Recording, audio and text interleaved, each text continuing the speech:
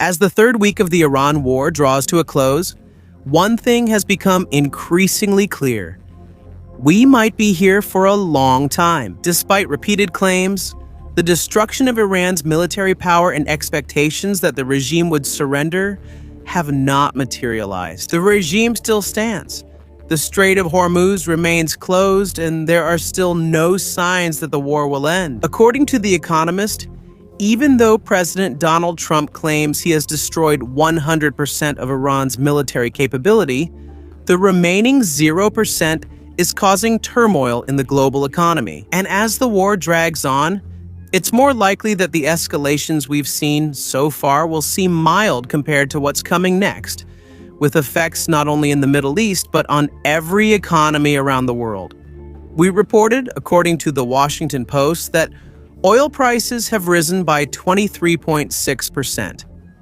And if that seems bad, just look at Australia, Laos, or Nigeria, where prices have increased by 32, 33, and 40% respectively. And it's not just about rising gasoline prices. We've reached the stage of the war where countries are actively rationing fuel and doing everything they can to reduce consumption. In Thailand, the government has called on the public to cut back on air conditioning use to save energy. Meanwhile, in Sri Lanka, Pakistan, and the Philippines, the unusual step was taken to move some workers to a 4-day workweek. Whether this will be enough to prevent the worst effects of the expected economic collapse remains a question, especially since it seems to be common among all participants in the war to target oil infrastructure. But before we begin, if you're new to our channel, make sure to subscribe so you'll always be updated with videos like this. Fires everywhere. In the previous episode, we discussed Israel's attack on South Pars, the largest natural gas deposit in the world, and Iran's retaliation by attacking the industrial city of Ras Laffan in Qatar, the liquefied natural gas facility that handles the part of the deposit shared by the two countries. In that episode, we explained that the actions have become reckless and the situation will only get worse. We just don't know how bad it will get. When the situation cooled down and Qatar had the chance to assess the damage, it turned out that the situation was serious. Sardi, CEO of Qatar Energy, told Reuters that the attack on Ras Laffan halted about 17% of Qatar's total LNG export capacity, which is equivalent to around 3.5% of the world's entire supply. 2 of the country's 40 LNG trains and 1 of its 2 gas-to-liquid facilities were damaged, causing a delay in about 12.88 million tons of production per year. According to Sardi, repairs will take 3 to 5 years, and Qatar Energy may need to declare force majeure on long-term supply contracts with China, South Korea, Italy, and Belgium. Force majeure is a legal provision that allows a company to temporarily suspend or cancel contractual obligations due to unexpected events beyond their control, such as war. He added that the cost to rebuild the damaged facility is estimated to reach around $26 billion. But the biggest issue is not money.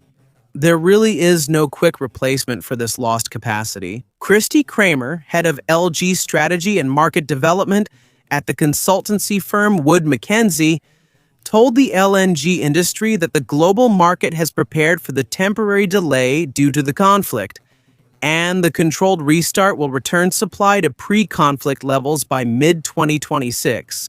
But based on the latest developments, it seems this will no longer be possible. According to Daniel Tolman, director at the same consultancy, even if supply returns to 2025 levels, the market will still struggle due to lower demand in Asia, less storage in Europe, and the continued rise in gas and LNG prices. In addition, each additional month of delay removes about 1 to 1.5% of the annual global LNG availability.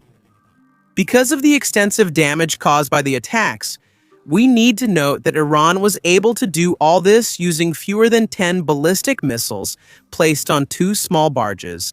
This is a relatively small use of force for a country with a large missile arsenal. If Iran was able to do this once using only a few weapons, and still got past local air defenses, nothing can stop them from doing it again, either in Ras Laffan or in other energy infrastructure in the Gulf. And the ability to prevent this continues to diminish every day. In a recent interview with CNBC, Ryan Mittal, CEO of Amen Persia, said that the stockpiles of interceptors in Europe, America, and the Middle East are depleted or almost gone. And if the war continues for another month, there will be almost no interceptors available. It seems that Alabai understands this situation when he told Reuters, whether it's Israel, the United States, or anyone else at the oil and gas facilities. But in the midst of war, while each side is looking for a winning blow, his statement has little effect. Aside from Ras Laffan, Saudi Arabia confirmed on Thursday that Iran also targeted the Red Sea port of Yanbu, currently the country's only export outlet for crude oil. According to Middle East sources, the damage was minimal. Reuters reported that oil loading at the port resumed just hours after the attack. But there is another way to look at the situation that is less optimistic. To target Yanbu, an Iranian drone would have to fly across the entire country of Saudi Arabia, from the Persian Gulf coast to the Red Sea coast. During the entire time the drone was flying to Yanbu, it was not shot down by air defenses. And it's also unclear if the drone was even detected. Iran also directly attacked Israel. The Bazan oil refinery complex at the northern port of Haifa was hit by a ballistic missile on Thursday. Bazan is the largest oil refining facility in the country and one of the most important parts of Israel's energy infrastructure. According to Turkey Today, in 2024, the facility supplied 65% of Israel's diesel fuel for transportation, 59% of its gasoline, and 52% of its kerosene. Power was temporarily disrupted in the northern region before it was restored, and no fatalities were reported, but 4 people were injured. Eli Cohen, Israel's energy minister, said that the damage to the power grid was only localized and not severe. This is not the first time Iran has struck Bazan. During the 12-day war in June 2025, an Iranian missile hit the same complex, killing 3 employees and causing a shutdown that lasted several weeks. Full operations were only restored months later. The fact that Iran struck the facility again in another war proves Iran's ability to inflict damage and raises difficult questions about why the facility, which produces half of Israel's fuel supply, was not better protected after the first attack. Part of the answer may lie in the same problem we've previously highlighted. The interceptor stockpile is running out and there are only a few batteries available. Trump's response came late Wednesday night in a Truth Social post that tried to do several things at once. He blames Israel for acting alone, insists that neither the U.S. nor Qatar had any knowledge of the attack, and says that Israel will not treat South Pars the same way again. He also warned Iran that if it attacks Qatar's energy infrastructure, the United States will destroy the entire South Pars gas field. Part of the president's statement was immediately contradicted by Axios, which reported that Washington knew about the attacks but was not involved. The Wall Street Journal reported that Trump approved Israel's plan to attack the gas field. So why is there a contradiction? It could be because Iran's retaliation against Qatar had a stronger impact than Washington expected. When Ras Laffan was hit and 3.5% of the global LNG supply was taken out of operation, Trump needed to distance himself from the attack that started it. Claiming ignorance allows the White House to remain protected from backlash, both domestically and internationally, caused by rising oil prices. We also need to discuss the threat because, while it sounds good in the media, it brings certain risks. South Pars supplies 8% of Iran's domestic natural gas, which is used for heating, cooking, and electricity generation for millions of people. Destroying it would cause a humanitarian crisis inside Iran at a level that would be difficult to control or ignore by the international community. And Iran has clearly shown that it will not accept such an attack quietly. Foreign Minister Abbas Araghchi wrote on X that Iran's response to the Israeli strike used only a fraction of its capability. Its capability, with fraction, written in big letters because it seems the Iranians are following Trump's style. Aragachi insisted that the only reason for Iran's restraint this week was respect for the possibility of de-escalation. He added that Iran will show no restraint if their infrastructure is attacked again. If that threat is real and based on Iran's track record over the past 3 weeks, a U.S. strike on South Pars should be taken seriously, as it would almost certainly trigger a bigger response against energy infrastructure in the Gulf. During Iran's last attack on Ras Laffan, it destroyed 3.12% of the entire world LNG production. But if the full force really comes out against the facility, 1/5 of the global LNG supply could be lost. Just a few days ago, that statement seemed like hyperbole. But now the world knows the truth better. When Iranian ballistic missiles head toward that facility, air defense interceptors have a hard time responding. The impact of such an escalation would be very dangerous for global oil markets. The situation is so serious that Washington had to take a step that would have been unthinkable just a month ago. On March 12th, the Trump administration temporarily lifted sanctions on Russian oil shipments stranded at sea, granting a 30-day waiver until April 11th in order to calm the market. The move provided around 130 million barrels to the global supply, but it did not bring prices down. And on Thursday, Treasury Secretary Scott Bessent intensified the move, saying that the administration might lift sanctions on Iranian oil already at sea, which amounts to around 140 million barrels. The explanation is, by lifting the restrictions, countries like India, Japan, and Malaysia could receive fuel while China is forced to pay the market price. But experts disagree because its effect on prices would be limited, and it could even strengthen funding for the Iranian regime. According to David Tannenbaum, director of Blackstone Compliance Services, a consultancy specializing in maritime sanctions, in an interview with the BBC, "This Bananas," essentially we are allowing Iran to sell oil, which can be used to strengthen their war effort. He added that only Iranian oil tankers are allowed to pass through the strait while Iran is exporting oil in the midst of the war. But those exports are still under the sanctions regime. Leadership challenges. As we mentioned in a previous episode, the Secretary of Iran's Supreme National Security Council, Ali Larijani, has been widely regarded as one of the most powerful people in the country since Supreme Leader Ali Khamenei was killed in an Israeli airstrike. Larijani is not just important to the Iranian regime.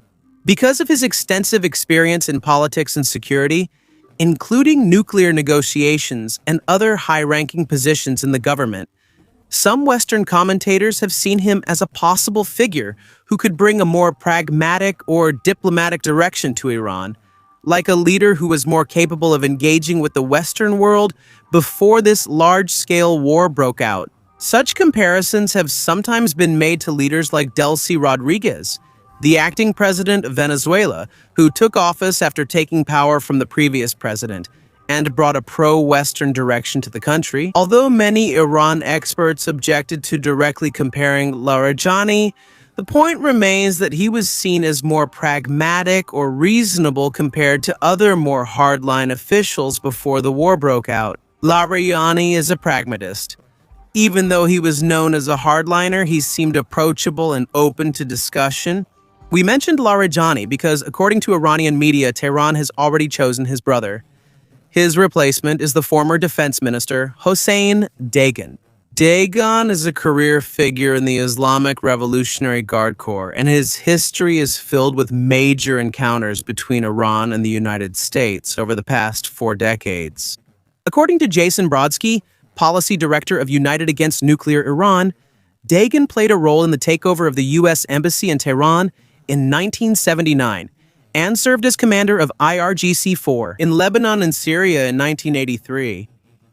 At that time, Hezbollah bombed a U.S. Marine barracks in Beirut, killing 241 American service members. Dagan is recognized as a man of the IRGC, and his appointment indicates that the influence of the Revolutionary Guard in Iran's decision-making during wartime has grown even stronger after the loss of Larijani. If there was any hope in Washington or in the Gulf capitals that Tehran might use this unexpected leadership change to start negotiations, The choice of Dagon shows that there is none. This is a regime that has simply replaced their top security official with someone whose entire career has been within the orbit of hardliners. For Dagon, while the appointment is a promotion, it also puts him at risk. The US and Israel have shown throughout this war that they do not hesitate to go after senior figures inside Iran, and Dagon has now moved closer to their target list. Larijani is not the only high-ranking official who has lost this week. On Wednesday, Iranian President Masoud Pezeshkian confirmed that Intelligence Minister Ismaili was also killed in an Israeli airstrike, making him the third top official to be killed in just 2 days.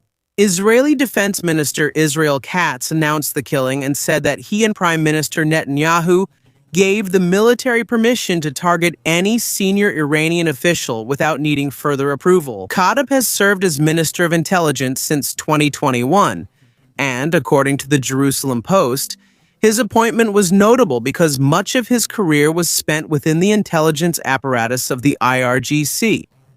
His transfer to the Civilian Intelligence Ministry is seen as a way to strengthen the Revolutionary Guard's control over domestic surveillance and counterintelligence operations.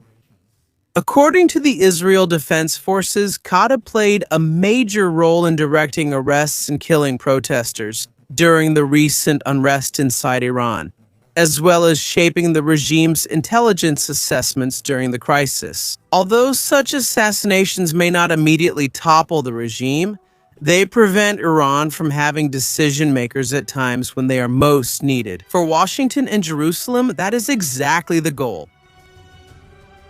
Nowruz. Newly, we also need to talk about the Iranian holiday called Nowruz. By the time this video is released, the holiday will be celebrated alongside Eid al-Fitr, the Muslim festival marking the end of the holy month of Ramadan. In normal circumstances, the simultaneous celebration of these two festivals would be one of the happiest weeks in recent years. But of course, there is no joy in Iran at the moment. Nowruz, which means new day, marks the spring equinox and the beginning of the new year in the Iranian calendar. The weeks leading up to it are usually focused on preparations for the festival. But this year, the ongoing conflict has turned Nowruz into a time of bitter reflection. A woman told the BBC that each day feels so long, so she has lost her sense of time, making it difficult to prepare. Her child said that many people have lost their jobs and she is afraid for the country's infrastructure, which has been severely damaged by airstrikes. But not everyone has stopped trying to live normally. A young girl named Palace told the BBC that she continued going to the nail salon on March 17th. While she was there was a loud explosion, but no one was surprised or backed away. For some families, there will be no celebration.